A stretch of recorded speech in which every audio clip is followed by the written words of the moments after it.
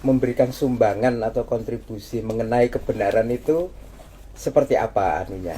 Apa ya? Klasifikasinya atau apa gitulah kira-kira. Karena saya sendiri pribadi paling gatel sama ngomong kalau mendefinisikan sesuatu sebagai kebenaran atau kesalahan. Karena kebenaran kesalahan itu pasti subjektif reality. Kita nggak bisa ngomong jalan manapun, lewat jalan manapun kita nggak bisa ngomong benar salah sebelum kita ngomong tujuan. Kita mau ngomong ke Semarang, baru kita bisa ngomong jalan mana yang benar, mana yang salah. Goalnya dulu. Kalau apa jadi kebenaran itu, kalau saya melihat kebenaran kan alignment, kekongruenan pada tujuan yang memang sudah dicari. Iya. Nah, sementara kalau hak itu lebih nyaman buat saya karena kita melihat sesuatu bukan pada sebuah tujuan yang kita tangkap di sini, tapi kita melihat sesuatu sebagai apa adanya. Kalau dia berada di dunia, pasti dia punya koneksi dengan sekitarnya. Dia punya fungsinya, dia punya gunanya dan seterusnya. Tidak harus pada perspektif kacamata kita. Nah, menurut saya yang disebut sebagai mencari kebenaran, kata kebenaran itu sendiri tidak akurat menurut saya. Tapi sepemahaman saya misalnya yang dicari sains gitu ya, itu bukan urusan benar salah. Dia cuman kalau yang benar salahnya itu kan terhadap hipotesisnya, bukan terhadap bendanya. Tapi yang dia cari sebenarnya ketika sesuatu itu hubungannya sama sekitar gimana sih? Bagaimana bisa make sense of the world? Sebenarnya kalau saya ketemu orang-orang yang mencari kebenaran dan segala macam, saya melihat akar utamanya adalah bagaimana dia bisa merasa nyaman. Kalau dia bisa membuat dunia menjadi make sense buat dirinya, makanya dia tahu tempatnya dan dia tahu apa yang harus dia lakukan.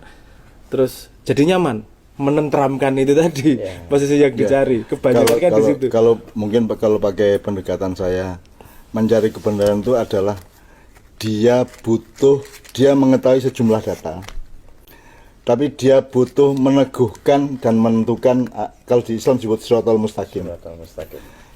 Dia butuh peneguhan terhadap satu pilihan dari data-data yang bermacam-macam untuk sampai ke goal tadi itu. Nah, itu yang membuat dia tentram, itu yang membuat dia punya harapan. Kalau hidup tidak dengan ketentraman dan harapan, kita akan bunuh-bunuhan satu sama lain. Jadi kebenaran itu sebenarnya sangat rentan untuk kita rentan bias pribadi. Iya, sangat rentan untuk kita taruh temoto atau proporsional di otak atau akal kita. Kebenaran itu begitu luasnya, begitu dinamisnya, sehingga kebenaran seseorang dan orang lain, kebenaran seseorang itu sendiri di dalam dirinya itu juga tidak mustaqim satu sama lain. Oleh karena itu mencari kebenaran itu kan keniscayaan setiap orang. Dia butuh ketentuan. Yang paling gampang ya, istriku ini yang mana ya? Yang paling gampang. Yang paling gampang, saya sudah harus makan atau belum?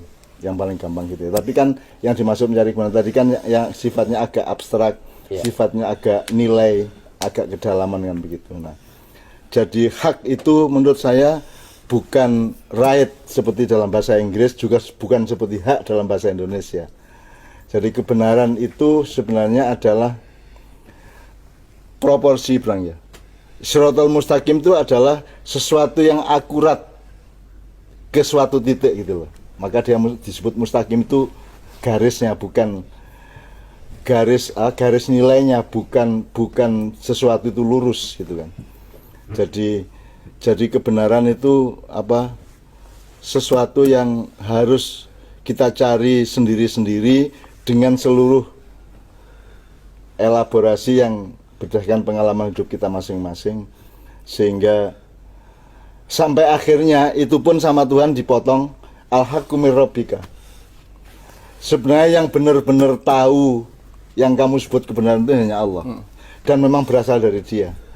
Jadi kita itu sebenarnya kan kelinci percobaannya Tuhan, gampangannya begitu ya.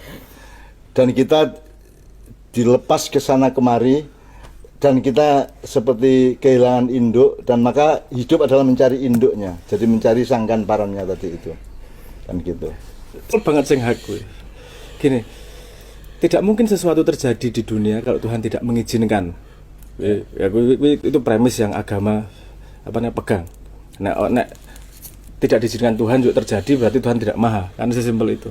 Jadi ini arti lo hak sing paling bener itu sesuatu yang sudah terjadi. Ya sing anak sing opo anane iki. Ya, wis kedadian itu mesti hak karena Gusti Allah wis mengiyakan. Nek Sederhana itu cah sebenarnya. NME ngomong it is what it is. Yeah. It is what it is. Ya kuwi sing bener ya kuwi. Kebenaran tidak dalam arti moral, tidak dalam arti etika, tidak dalam arti sains ya. Tapi kebenaran dalam arti kehidupan yang kristal gitu kan ya. Apa wis kedadian kan kemudian manusia mencoba mengkategorikan dengan ilmu itu tadi. Kemudian ono etika, ono filsafat, ono delok dari sudut pandang fisika, biologi itu kan manusia mencoba make sense apa yang terjadi untuk kemudian bisa membuat prediksi apa yang akan terjadi. Jadi konsep kebenaran yang nyambung antara yang langsung nyambung antara agama sama sains itu adalah apa yang sudah terjadi. Itu dua-duanya tidak membantah bahwa itu sudah benar. Karena wis kejadiannya kayak ngene, kejadiannya seperti ini. Ya wis Kalau mungkin salah. teoritis Brang, berarti ya. Jadi potensi pemecah belah itu ilmu dan pengetahuan tadi itu. Karena memang sifat dasarnya membedakan, memisahkan, mengkategorikan, gitu, mengidentifikasi dan seterusnya. Sementara manusia kan butuh penyatuan. Kalau dalam Islam disebut tauhid itu. Nah, kowe ora iso nek nganggo ilmu kowe tekan aku ora iso kan gitu. Enggak bisa kita dengan ilmu menuju Tuhan. Kita enggak bisa dengan pemikiran sekolah, kesarjanaan, dokter, profesor menuju Tuhan, itu bukan alatnya. Sudahlah alatnya itu sama Tuhan dimudahkan.